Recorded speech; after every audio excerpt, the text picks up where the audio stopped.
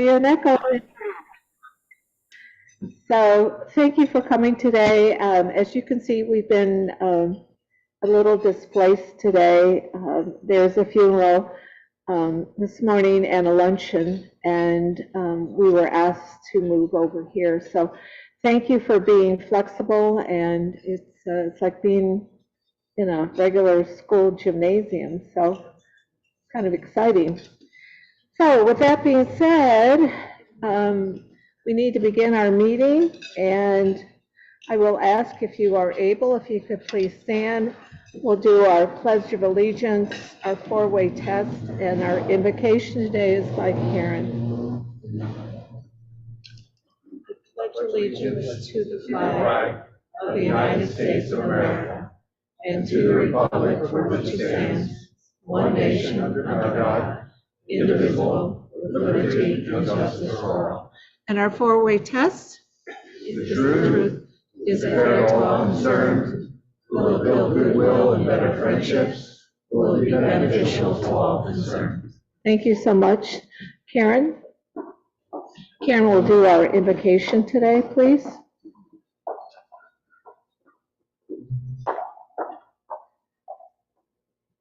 I cheated and looked one up real quick this morning.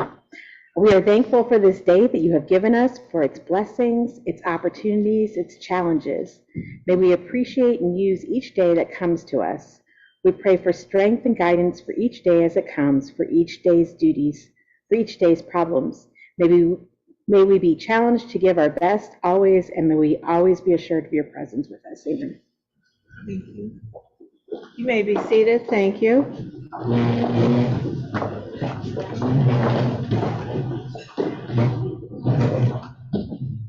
Tom Canower is our greeter today, so he's sashaying in. Do you want to come up to the microphone, Tom? Not really, no. Well, guess what? You get one anyways. We have 3 visiting Rotarians, 2 from the Talmadge Club, Pat Larson, who is the winner of the car at the Cherry Open. So Pat's like a celebrity today. Mr. Chip Bellow, who's with him. Chip, hi. Fred Carter from Port Summit. Good.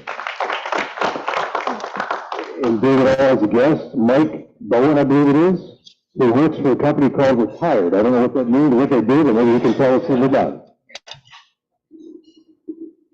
Very good. Thanks, Tom. And welcome to our visitors.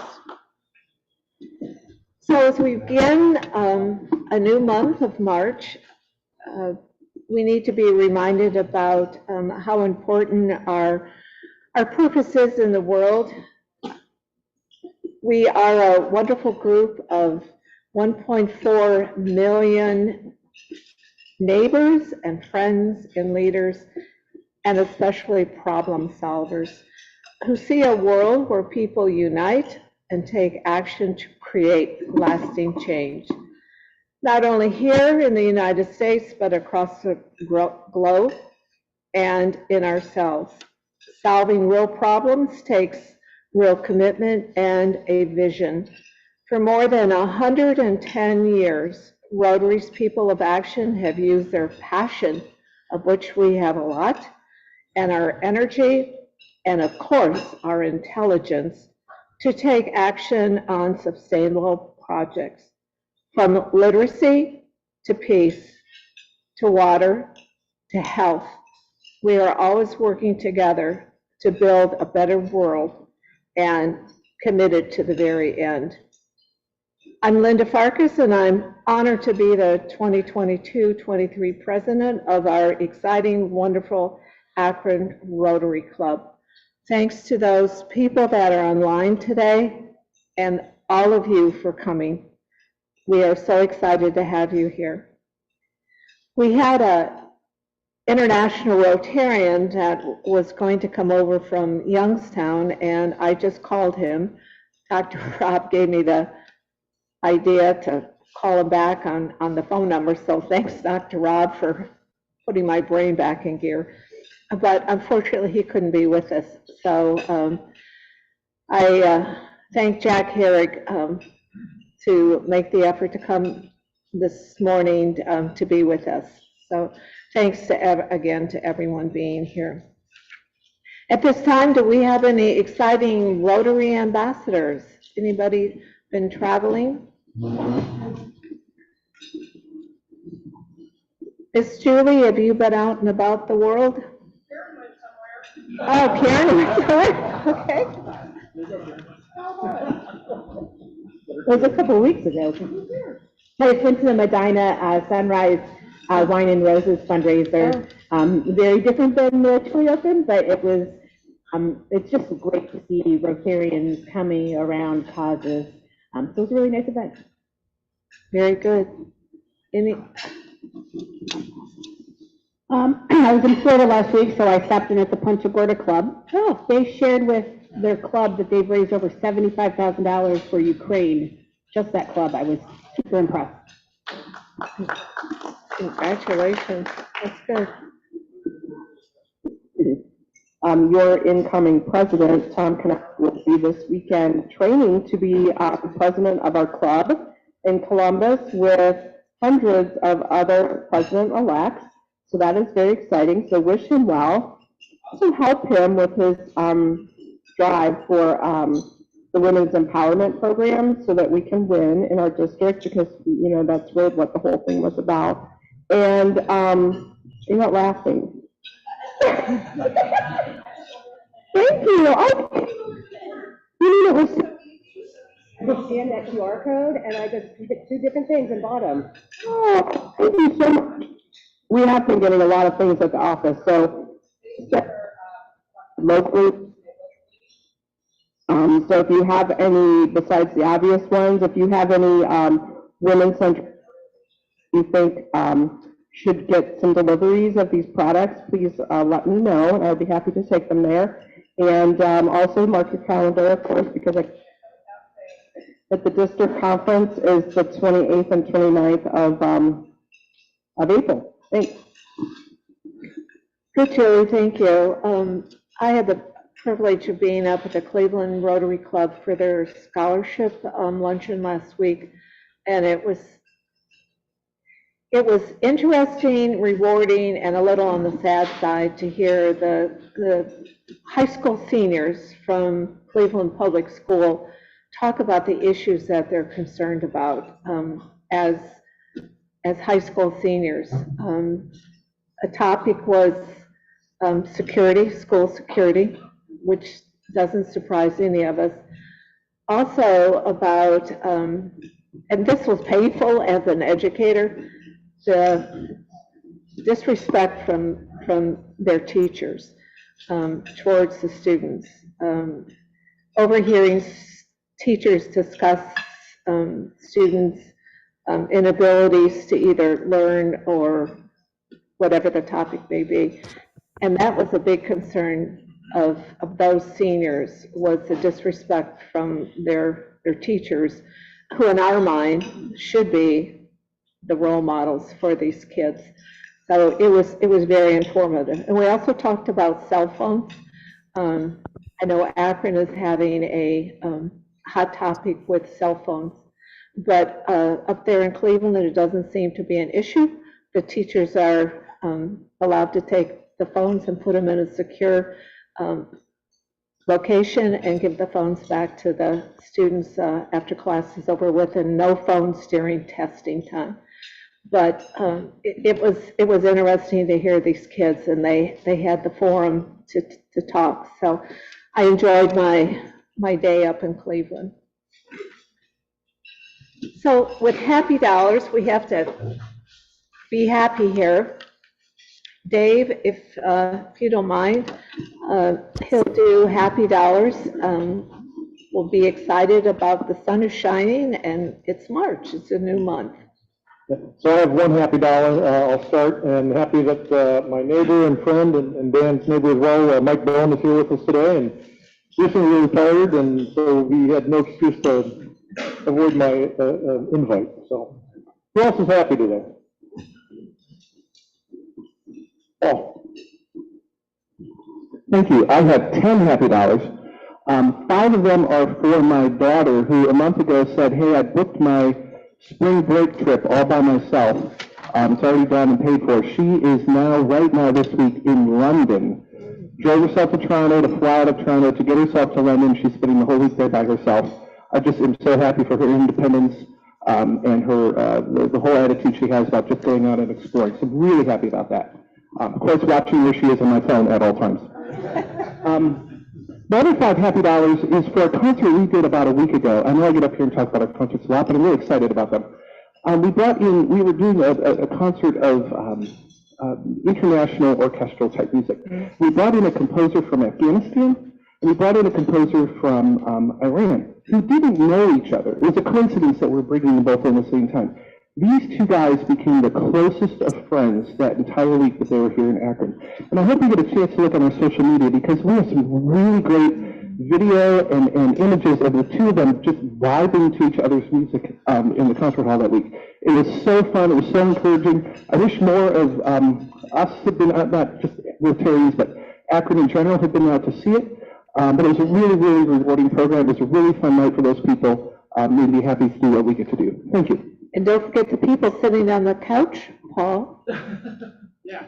What about that? That was an interesting invitation. Yeah, so I encourage you all To join our concerts and come to our rehearsals, we're actually inviting people up onto the stage now for our performances. We put a couple couches on stage, yeah, and it was really fun. Thank you. Wonderful. So that just reminded me, I'm going to add another, I only have $10, so I have $10, but reminding my son just got back from London. He spent the weekend there, got an invite from a friend to go see a couple soccer games over there. I know they're low scoring, Dan, so you should have watched with me, but Manchester beat, no, who was it? It was Liverpool beat Manchester 7-0, so real low scoring game. In football terms, I think that's what, 49-0? Yeah, who else is happy? Sandy? I have $5 happy to remind you that our grant applications are due next Tuesday. This is an awesome opportunity for Rotarians to reach out to those charitable organizations in our community that make Greater Akron better. So please don't miss this opportunity. If you have any questions, because some of you have had questions, call me or email and I will help you out. Sandy, there's a flyer on each of the tables referencing that, So I have $5 happy. For those of you that don't know, I own racehorses, and they're back racing. And Sunday night, my horse came from last to close to be second.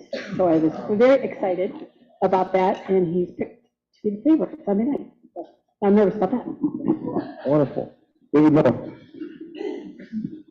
Thank you. I have $1 happy. That's all I have. So all of you know my kids are swimming, so it's kind of surreal feeling because their season is finally over. They start the Tuesday after Labor Day. They swim the league championships this past Saturday up at CSU. My son PR'd in the 500 free, which was a really, really proud moment for both him, the coaches, and us, etc. But my wife and I now have a little bit of our life back because we don't have to chauffeur our kids Monday, Tuesday, Wednesday, and Thursday to practice until summer starts. So we get a little bit of a break. What's that? It's real. That's all I had. I bought tickets, so that's all I had. Great. Who else is happy?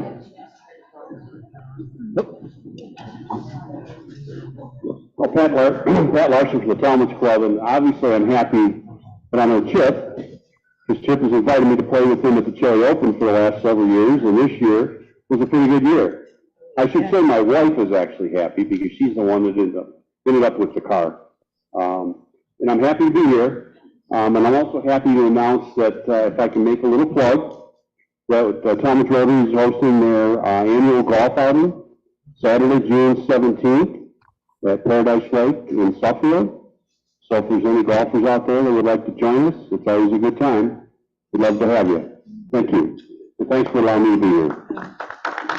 Thank you, Pat. Chip?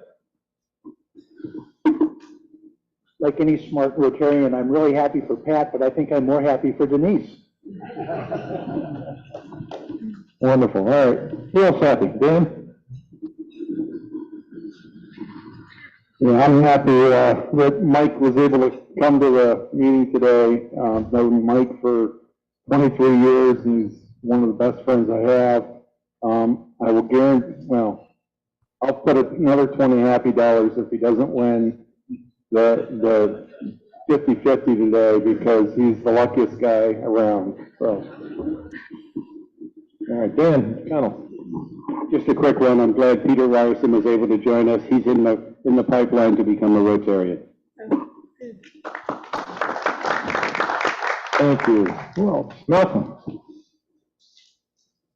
Yeah, I have 3 happy dollars, and I'm happy, as usual, to be sitting with Jerry and Virginia, and also to welcome Suzie here with us.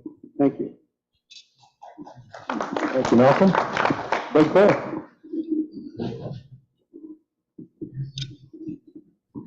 Well, I'm really happy for Sandy's announcement about the grants, and I want to add into that. I'm involved with an organization called Akron Hope, which is part of the Well Community Development Corporation. And to put to good use the grant request, they are putting in a grant request to the district, but part of our strategy here with this club is to get Rotarians involved. We just aren't going to give a grant for one person who thinks there's a great idea, but it could be a group. And so, as Sandy and I have been talking with Akron Hope, Jen Mead, who is the director of that program, they want to focus on programs at Mason Community Learning Center, the elementary school that is on Exchange. Very low-income neighborhood in Akron. However, it is also the school where my 3 grandsons attend. And so I have some heartstrings attached to that project. Holidays of Hope is going to be the application to the district. We'll help provide Christmas to families who might not be able to afford it this fall, this winter, at Mason Community Learning Center. So my appeal today, as Sandy said, the deadline is the 14th, is I'd love for you to text me or email me if you are able to. I'm certainly willing to head this effort, but I need 3 or 4 other Rotarians so that we can show a group support of supporting kids at Mason Community Learning Center. Jack Herrig is one, and so if we can get a few more people, that would be great, and that will allow Akron Hope to make an application to the Akron Rotary District grant and us. Malcolm as well? Great. Thanks. Just let me know, and we'll try to put together a small task group, and I'll be more than happy to be the lead person on that. Thanks. Who else is happy? Anybody? Going once, twice? Jack Herrig, I knew you were happy. I'm happy with Chip's here. That's it. All right, anybody else? Anybody online that's Oh, happy anybody today? online? Terry, do we have anybody online happy? I don't think so. No. Okay. All right, thank you. Trying to monitor both.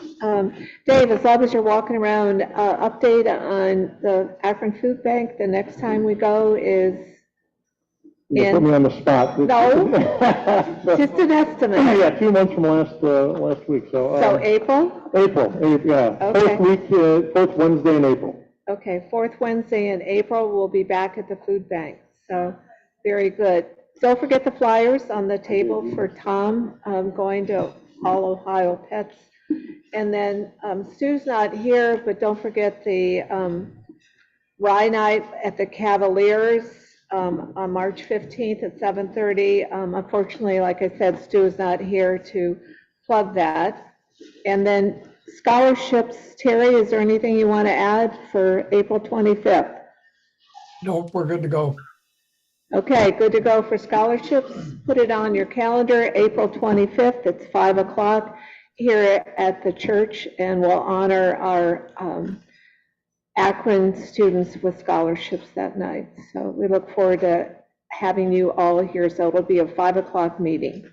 Linda, I just wanted to add, Cindy reminded me to say something. We have a lot of new people here today, so, yeah, last month when we went on Wednesday, we've done something different. We've been doing this, since August of last year, and we've done something different every time we've gone. And so this last time, we relabeled mayonnaise jars to be distributed back out into to the food pantry. So it's always been something different. My favorite so far has been, I guess, re-bagging 800 pounds of Rice Krispies down to 2-pound bags. So, yeah, well, yeah, the soap was disgusting. It's gooey and disgusting, but anyhow. Yeah. So it's a good time. If you're able to come in April, that'd be great.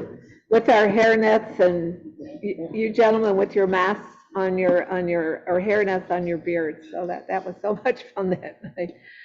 Okay, any other special announcements? Again, we're so excited to have everyone here. Miss Jerry, would you like to do the introductions, please?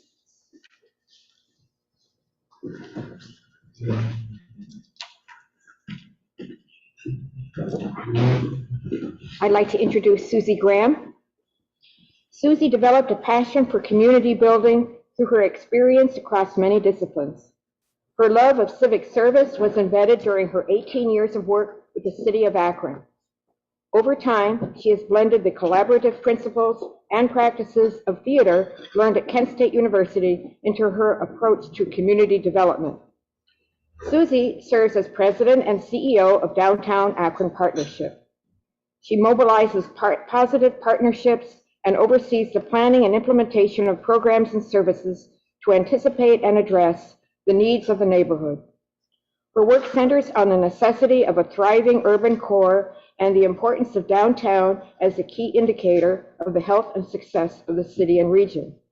She works closely with government, corporate, education, nonprofit, human services, and small business stakeholders to assist their efforts and benefit the holistic downtown experience. Suzie facilitates efforts to enhance and promote downtown as an economic driver, hub for arts and culture, partner in driving equity, champion of the city's identity, and a place for all people. Born and raised in Akron, Suzie is a graduate of Leadership Akron Class 29, a 2015 Presidio Institute Cross-Sector Leadership Fellow, and has participated in the National Reimagining the Civic Commons cohort as an Akron Core team member since 2016. She is a recipient of the 2012 GAR Glass Half Full Award and the 2017 Margaret Clark Morgan Impact Award for Community Leadership. Suzie?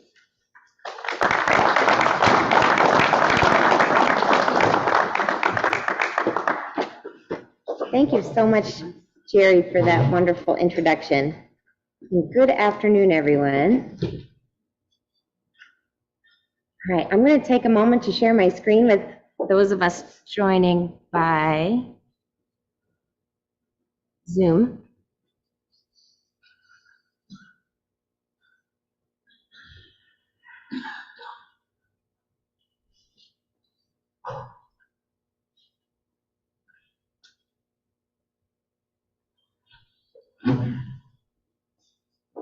Okay, and I think that's us. So good afternoon. Again, thank you, Jerry, for the wonderful introduction, and I so appreciate the honor of being able to speak with you today about downtown Akron and why it is an important place for our entire community. I have the pleasure of serving Downtown Akron Partnership as its executive director, and I've been there for about 13 years now. And I do want to recognize that Malcolm Costa is the chairperson of our board. So thank you, Malcolm, for your leadership. So for about the last 5 years, we have been working on a strategic plan for the downtown area. That plan was adopted in 2018, and it was called the Downtown Akron Vision and Redevelopment Plan. So if you think back over that 5-year period, things have certainly changed a lot in downtown, and not only just in downtown, but across the nation with respect to how a downtown should function and can function. So it's an important time in the longevity of our organization for us to go back to that plan and take a look at it again and revisit it and do some market analysis work to determine the steps that we should be taking for our future. So first, I'm going to tell you a little bit about Downtown Akron Partnership. As Jerry mentioned, we have a mission to promote and build a vibrant and valuable downtown for all. We take that mission very seriously. I really appreciate your four-way test because a lot of the things that you speak about in your four-way test are very relevant to a mission for a downtown for all people. So I see a lot of parallels between those things and look forward to being able to talk about that a little bit more when we get to the question and answer portion of the presentation. We have four ways that we accomplish our mission. The first is through clean, safe, and welcoming activities that make downtown clean, safe, and welcoming. Many of you might be familiar with our ambassador program. They are ladies and gentlemen in green uniforms or bright blue uniforms that walk around the downtown area. We collect over 40,000 pounds of garbage in a year. We take down graffiti tags within 24 hours of them appearing in downtown. Sometimes that's 800 to 1,000 graffiti tags a year.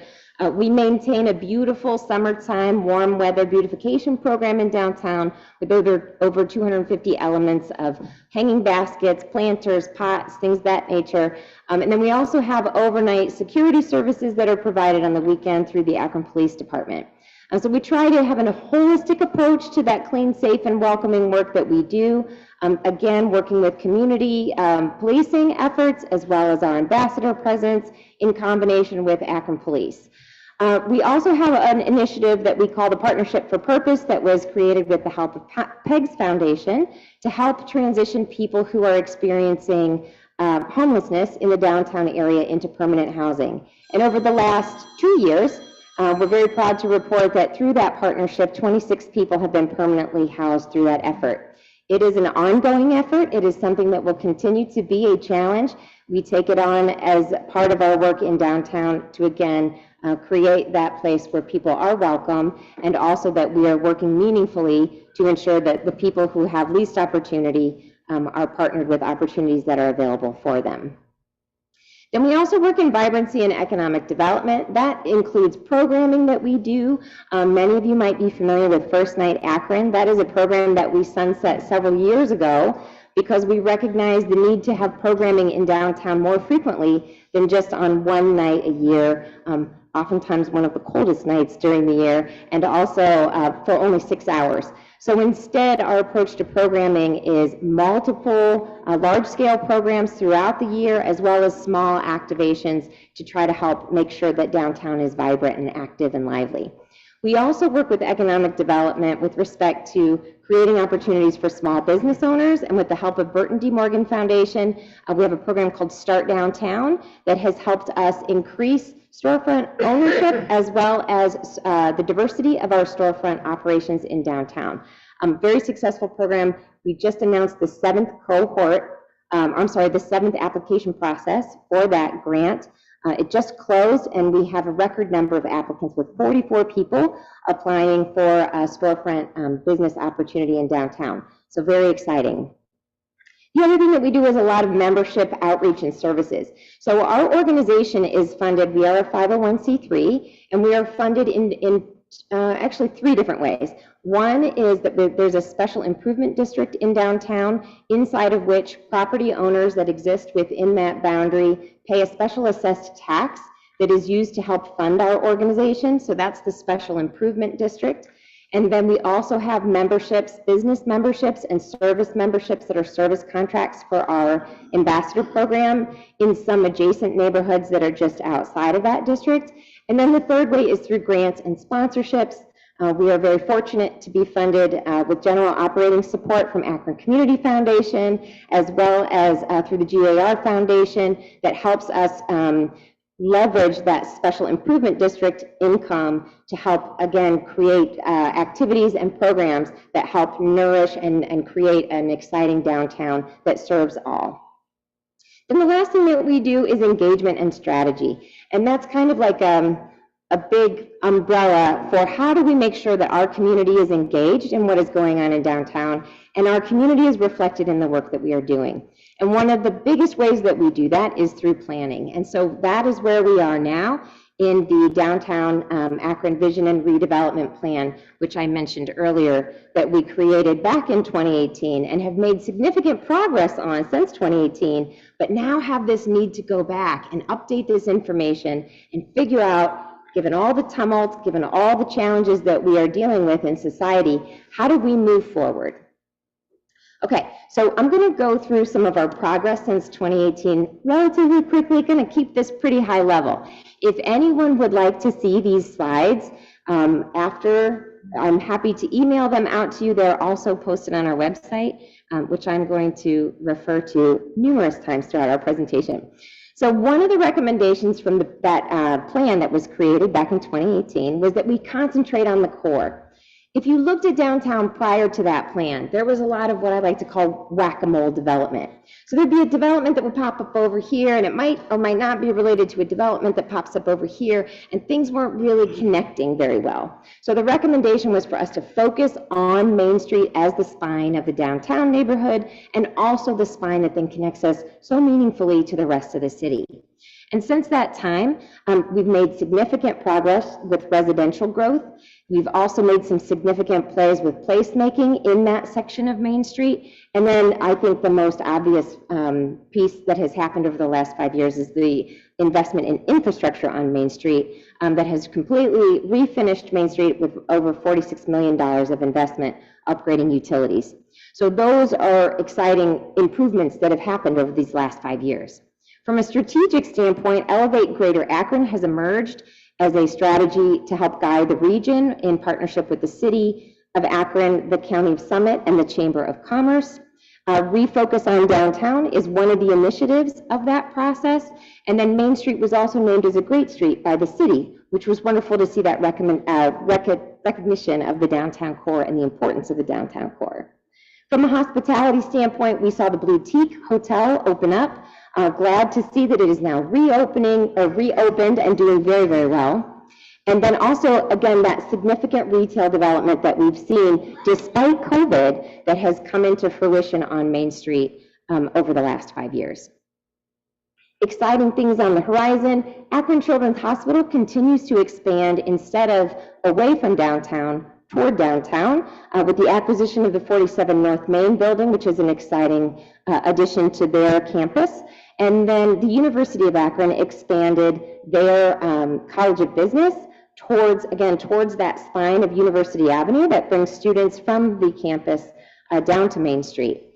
On the horizon, we're very excited to learn about President Miller's intent to rethink and reimagine the Polsky building and allow for that Polsky building to be a connector between the campus and the Main Street and downtown, and certainly all of his passion and his initiatives that are aligned between the town and gown relationship that exists between the University of Akron and the city.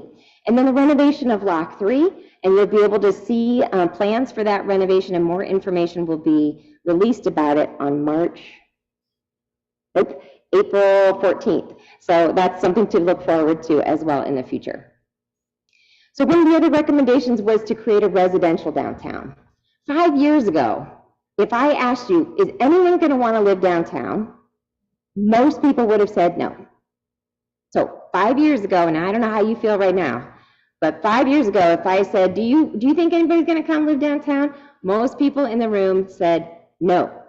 The good news is, since that time, there's been significant redevelopment in downtown, investment of over, I'm sorry, this is kind of in the way, but $175 million of private investment has been made into the downtown core. Our occupancy is at 90%, so the market is doing very, very well. All indicators say, please continue to do that. As we gain new units and the ones that are currently under construction come into fruition, all of that is looking very good. The other thing that happened because of that investment or reinvestment was it changed our office occupancy and our office vacancy. So oftentimes when people look at downtown and you're like, is it successful? Are you thriving? People will look at our office vacancy as an indicator of downtown success. Currently, with the leases that are in place, our office vacancy is at 14.3%, which is an all-time low.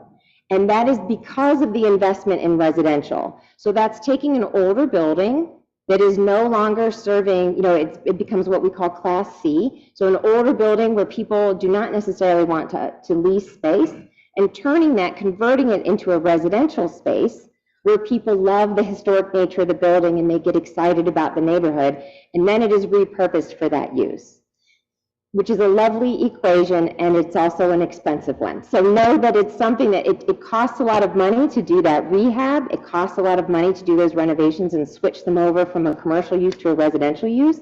But overall, it's helping our market perform better, and it's definitely helping with feet on the street at a time when less people are working in the office and many people are working remotely. So I'm super thrilled that we have the 1,800 or so residents in downtown that we have. Okay, so another recommendation was to foster an entrepreneurial downtown, and progress to date has been a lot of the work that's been accomplished by Bounce, joint funding opportunities that have been created to help start more startups, as well as some financing tools that have become available through the Development Fund of the Western Reserve and the MCAP program that has been developed in conjunction with the Akron Urban League. Facilitating public and private investment is another piece of the recommendation from the original plan. So when we talk about this is how can the public give a little to help facilitate private investment? And the residential investment is a really great example of this. So not to get too into the weeds, the city did put out a tax abatement for residential redevelopment, which served the downtown community very well.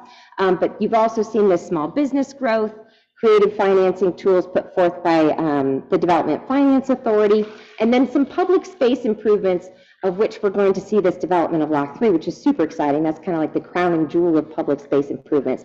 But many other ones that have been created along the way to help facilitate that private investment in the core. Then another recommendation is to create a multimodal downtown. You see this best demonstrated on Main Street, where you have a bike lane, and it's actually a protected cycle track. You've got room for bus infrastructure, and essentially we're making sure that all people can access downtown, as well as increasing the walkability of the downtown area. Now, if any of you walk downtown, you probably have experienced, we do have elevation challenges. So when you're walking up from Main Street up towards campus, man, that's a hike, unless you're on Mill Street. Like, Mill Street's not too bad, but some of the other ones, it's quite a hike going up and downhill. So that's where we get into, like, do we keep our skywalks? Do we continue to promote ways of circumventing that elevation challenge inside of buildings as opposed to outside of buildings, and how can we make those available to the public? The Downtown Akron Partnership, in conjunction with the city and a number of other stakeholders, also invested in wayfinding in a really big way for the first time. How many of you are Akron natives, like grown up here? Okay. How many of you feel like you can navigate downtown without reading a sign? So relatively familiar with the neighborhood. And how many of you have ever talked to someone who's navigating downtown without having that lived experience? Was it a bad conversation? Yeah, so we recognize, again, and the elevation plays into this too, right? Because if you're standing on Main Street and you look to your east, you can't see where you're going because there's a big hill there. So we invested heavily in wayfinding, and you can see some of that wayfinding plan starting to emerge in downtown. So again, ideally when you're coming down for a symphony performance, or you're coming down for a performance at the Akron Civic Theater, you can see signs that tell you where to go, not only as a driver in a vehicle, but then also there's pedestrian kiosks and wayfinding available as well. So super exciting stuff. I'm going to kind of move us forward through some of these, but I do want you to be able to see them. Trail connectivity, we're super fortunate in downtown. We have the Freedom Trail, we have the Rubber City Heritage Trail, and we have the Towpath Trail, all intersecting in downtown, and we are the gateway city to the Cuyahoga Valley National Park, which was just rated the second best national park in the nation, which is a tremendous advantage for us. There's an advantage there in drawing in visitors to the community, and there's a tremendous advantage to thinking about how, as an urban center, we can partner with that natural environment to make the most of the downtown community that is then a benefit regionally. And how do we show up nationally as well? Reimagining the Civic Commons was mentioned. That is a way that we are investing in public shared assets along the Towpath Trail between downtown, which is called the Civic Gateway, and Summit Lake. And you can see lots about the progress of those projects, including the Summit Lake Loop Trail and the reimagining of Lock 3 on the Reimagining the Civic Commons website.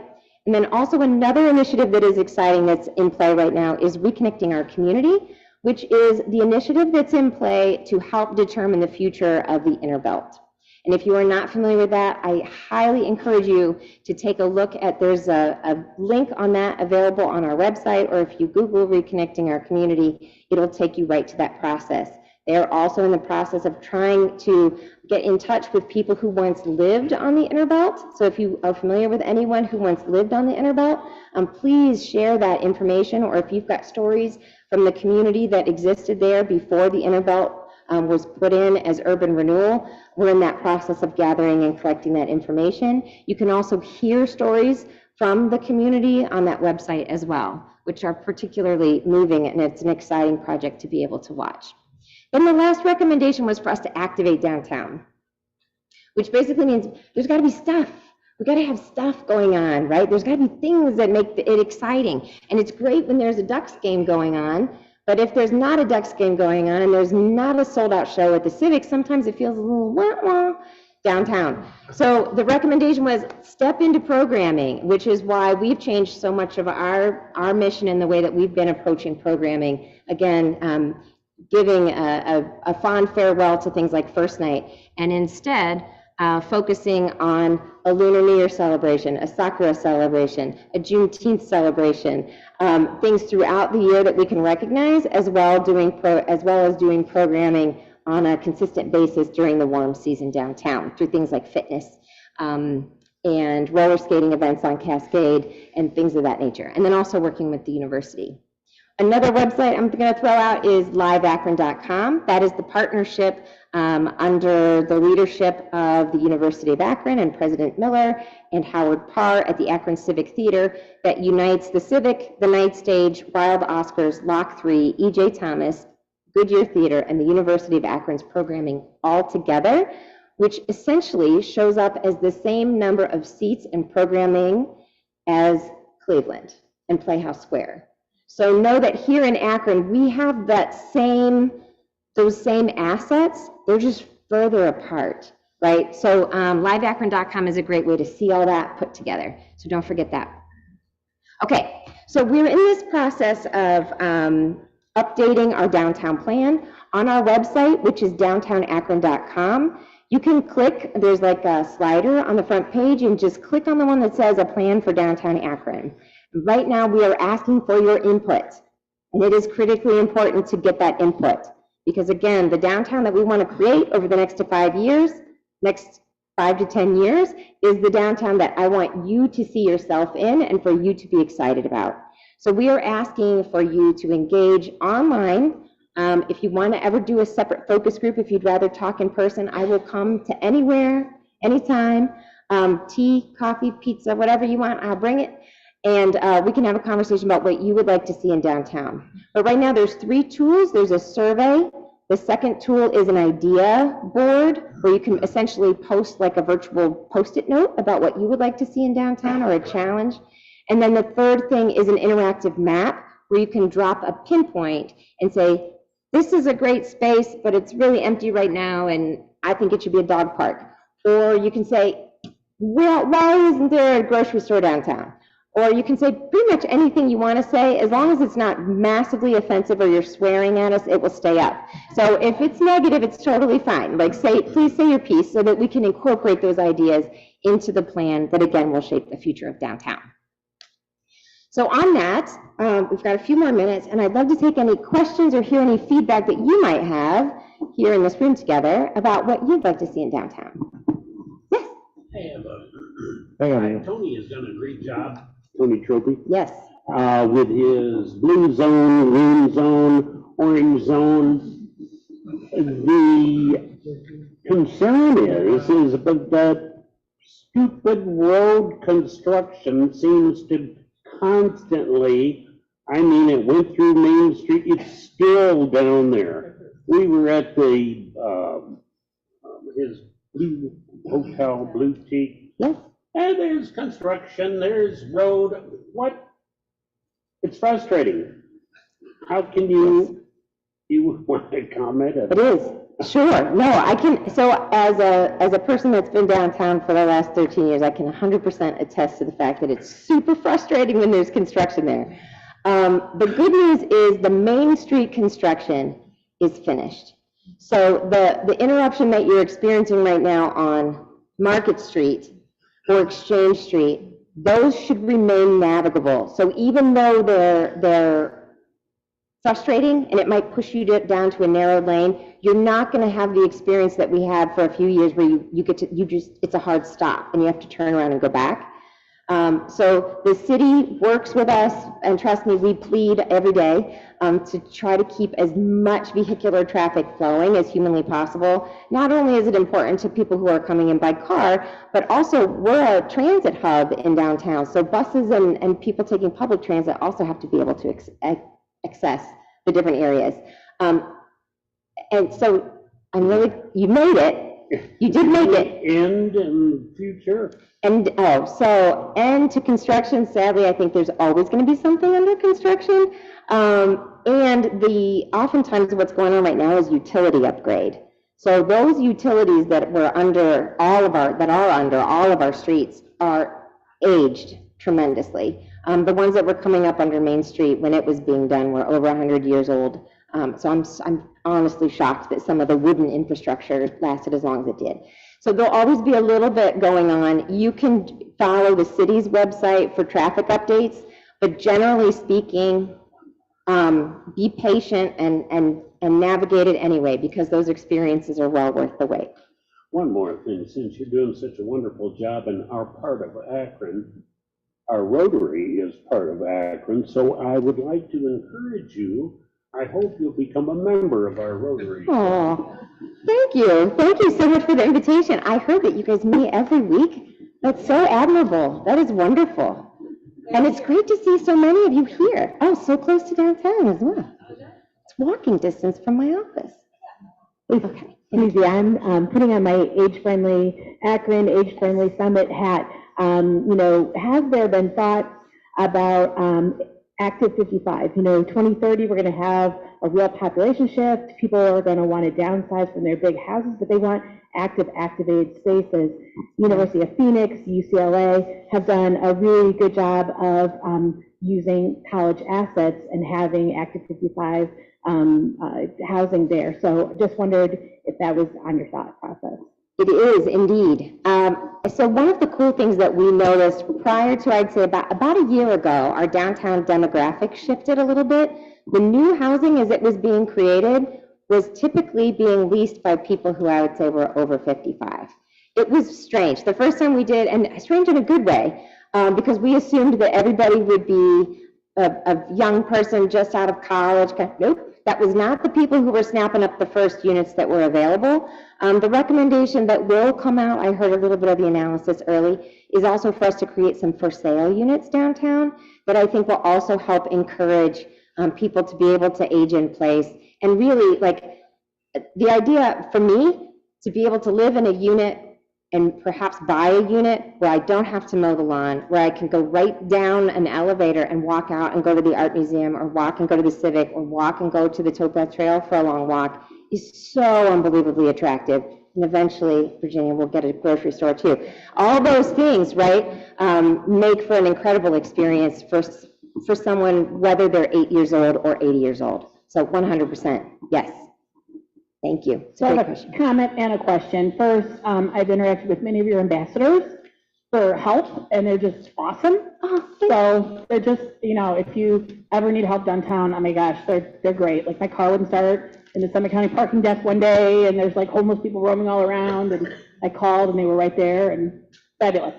My second question is I'm back in my office downtown, which I enjoy. I don't like working from home. What is kind of the numbers of people coming back downtown, and are we seeing that? Do we feel like more people are going to come back work downtown, or what's kind of your long-term, what are you hearing? That's a great question. So I would say that we've got there are probably 10% of the people that used to be downtown that are completely no longer downtown. So they've shifted to remote work.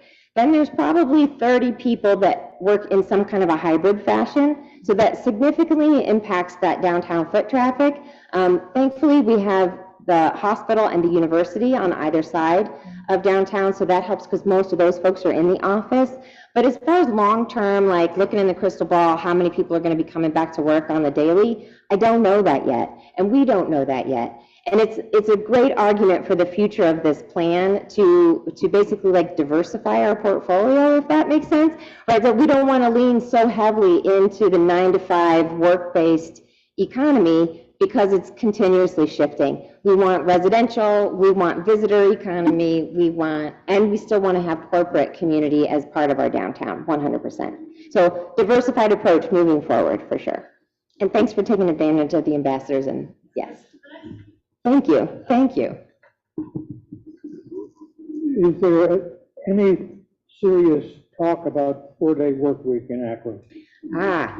So from what I've heard, there are some places that are trying the 4-day work week, and they're just restructuring. It basically depends on the corporation and how they want to work with their employees. I, as an employer, I'm not quite ready to go there, but we also don't have any remote workers because we're a place-based organization.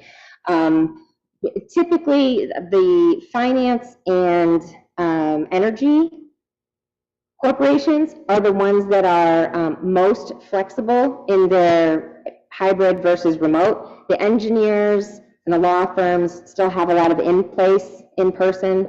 But as far as like how many of them are doing 4-day work weeks, I'm not sure. But there are definitely some that are trying it out and trying to figure it out. That and sometimes core hours too. We've heard core hours, like you have to be in somewhere between 10 and 3, but you can come in as late as 10, you can leave as early as 3, as long as you come in at 7, things like that. So how our corporations are keeping talent is a fascinating journey, and it is evolving on the daily. Other questions? Katie? So two things. So Karen mentioned the 55 and over population, of which I am now one. And on the same note, I know when Crave was moved over, that was looked at as to be like the beginning footprint anchor of redevelopment in the retail dining environment. So if I go to a University of Akron basketball game that ends at 9:30, where can I go? There's nowhere to go unless I'm going down to the college area, which I'm not going to. So I'm just curious, is there a thought to kind of focusing on maybe some finer dining or just finer upscale establishments for those of us who don't want to go just drink a beer? I don't know why you don't want a dollar beer, but just saying, no, I totally understand what you're saying. So if I was to forecast some of the recommendations that will come from the planning process that's underway, we are hearing that we need to curate a very dense 2 blocks of retail that will help people understand that there are things to see and do in downtown all the time, because it is too challenging right now, going back to that sort of like that whack-a-mole idea.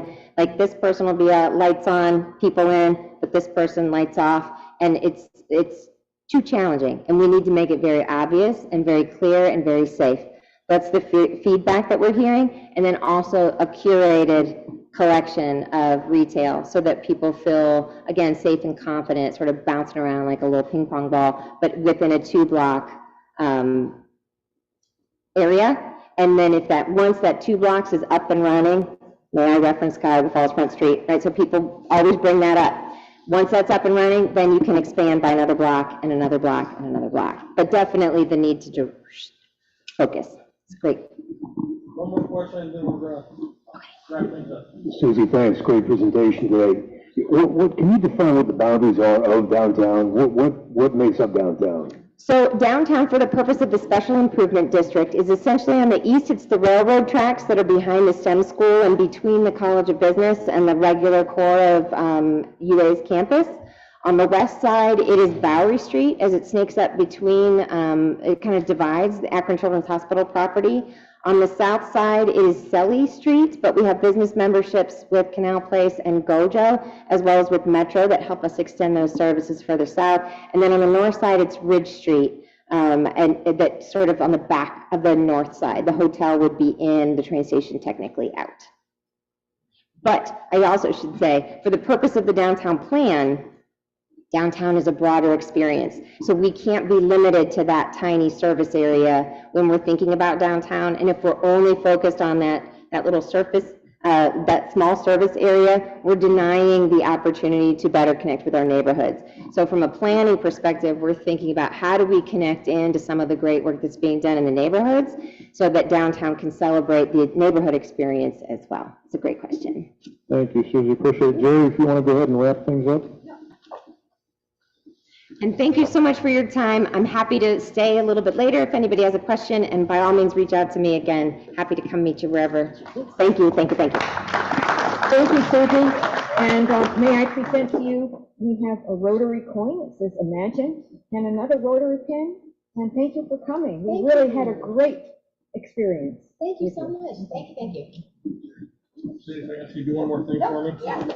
We're going to make one person happy. We'll pick a winner for our daily lottery. We do a third, and a third. So third goes to the daily winner, a third goes to the club, and a third goes to a progressive pot, which I have cards for, and you're looking for the joker. You want me to read that? Sure. Oh, 229440. Mike? Did you get it? What was the last three? 440. All right, get it, all right.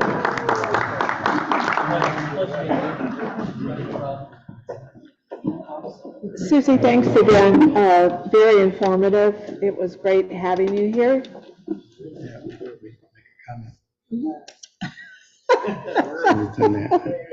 Yeah, I just wanted to say that, that I've been very familiar with the work that Downtown Akron Partnership has been doing since 1995, when I actually joined the board. I really need to go off. But Suzie has been really amazing, you know, during the time, the last 13 years. And I was fortunate enough to be a part of the interview at that time. And she really works hard, and the employees there are really very, very magnificent and go well beyond really what they're, you know, specifically there for. And I say that as a resident of downtown, because especially last summer when we were going through all what we went through, you know, I would come down very often on the weekends, very early in the morning, and witnessed how they were fixing plate windows that had been knocked out and flower pots that had been turned over, and there were so many things that were going on downtown, but a lot of it people really didn't understand because DAP was really doing a great job at making sure that things were stable. And I think that's another thing that is a really important aspect of the work they do, the fact that they are a voice or really a kind of stability for downtown that's extremely valuable and important. Good job. As you can see, we're a really friendly group of people. So again, Susie, it was a pleasure having you here. To my board, we're going to meet 15 minutes earlier next week, so we'll try to meet at 10:45, so at 10:45. So FYI, Terry will put that note out and advise you. So any other announcements? If not, thanks, and we'll see you next week. Meeting is adjourned.